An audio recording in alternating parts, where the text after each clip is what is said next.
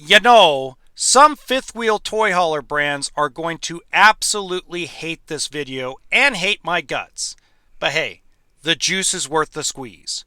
Welcome to HBRV Lifestyle. They call me the Honey Badger because I give it to you straight and transparent about the RV business. And today I'm doing the top 5 worst. That's right. The top 5 worst fifth wheel toy haulers for year model 2025. And again, the list is fluid. The list is fluid, which means if the factories change what they're doing, fly me out to the factory, show me the changes, let me film the changes for your eyes and your viewing pleasure, then they come off the list. Now, if this is the first time you've seen one of my videos, I have over a decade experience in the RV industry, from selling them to fixing them, etc. Okay, so let's get started. The 5th worst fifth wheel toy hauler for year model 2025 is Grand Design Momentum. Now, folks are going to get upset with me about this, but let me start with this. Before 2 weeks ago, they were my worst. They were the worst. They were the number one worst fifth wheel toy hauler for me because of the frame failure / frame flex situation. Now, the reason why they moved down to only the 5th worst is there are rumors out there, okay? No one's confirming or denying them, but there are rumors out there that there is a team that has been put together at Grand Design RV that is, we'll say, quietly taking care of the frame failure / frame flex problem, but they're not making it public. I don't know why they're not making it public. In my professional opinion, if you're doing that much goodwill for the stuff you screwed up on, you should make not only the problem very public, but the solution very public as well. It would save a lot of hassle and a lot of headaches. But hey, I'm not in charge, and neither really is Don Clark anymore because he's been promoted, gotten rid of, promoted, however you want to view that. But again, they moved down to 5th worst. So apparently, rumors are they're dealing with it. But number 4 on the list is a very sad story to me because they were my favorite, one of my favorite luxury fifth wheel brands to do. But I gotta put them on this list. The 4th worst fifth wheel toy hauler brand is Forest River Riverstone. Holy crap. Guys, the problems are mounting, and Forest River Riverstone needs to answer for them. I can't believe the axle, the wheel, the electric braking problems. I mean, I'm getting emails from people that didn't follow me at first. They're following me now, they're following my podcast now, but they bought a Riverstone, and then they found my channel and how kind of direct I am, and they've started sharing their stories with me. Now, it's not nearly the problem that Grand Design is having with their fifth wheels on frame failure, but it is becoming a problem. And because the problems are mounting, I gotta put them on the worst list. So they are the 4th worst fifth wheel toy hauler brand here for year model 2025. But they're not the worst. In fact, they're not even the 3rd worst. The 3rd worst is anything built by the letters KZ. This is a story that still today has not changed.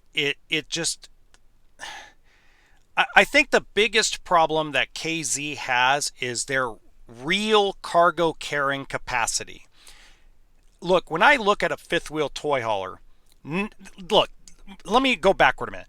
90% of fifth wheel toy haulers out there don't have enough cargo carrying capacity, and folks overload them all the time. Okay, because by the time you put the side-by-side in the garage or the side-by-side in the open cargo area and you add water, you're already overweight most of the time because these toys are getting heavier and heavier and bigger every year. And most spouses, especially if they identify themselves as female, do not want the car, the side-by-side, in the living space area. They prefer a garage model.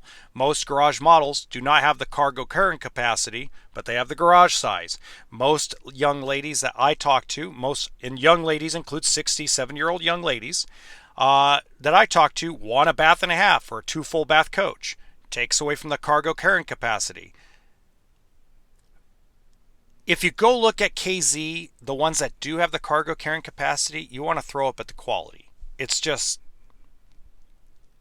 it would take me a 50-minute video to go into that, and we don't have 50 minutes. So let's just say they're the third worst fifth wheel toy hauler brand. Number 2, the second worst fifth wheel toy hauler brand was actually on my list for best toy haulers on Tow Behind. That's right. Forest River, Shockwave, Sandstorm, and Stealth, which are all the same product, are on my top 5 best tow behind toy haulers. But their fifth wheel toy haulers, not so great. Again, one of those situations where they're trying too hard to copycat other people.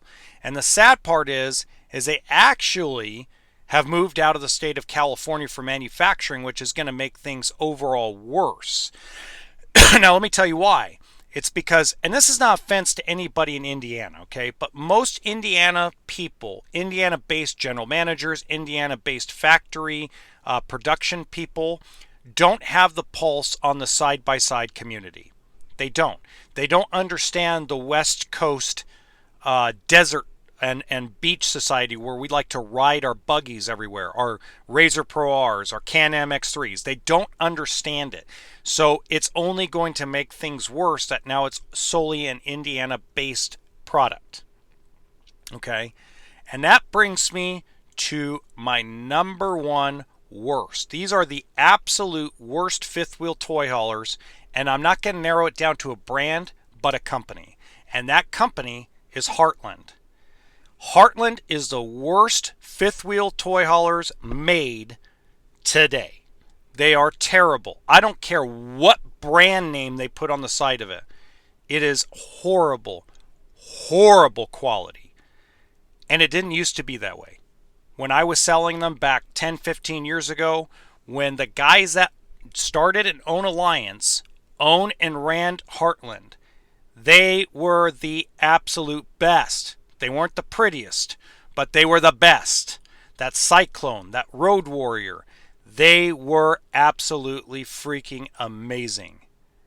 And now it just seems to go 9 years later, it has turned into the biggest piece of monkey crap on God's green earth. Don't forget to subscribe and like this. Don't forget to subscribe to the channel and hit the like button. And don't forget, RV stands for Toolkit and Sense of Humor.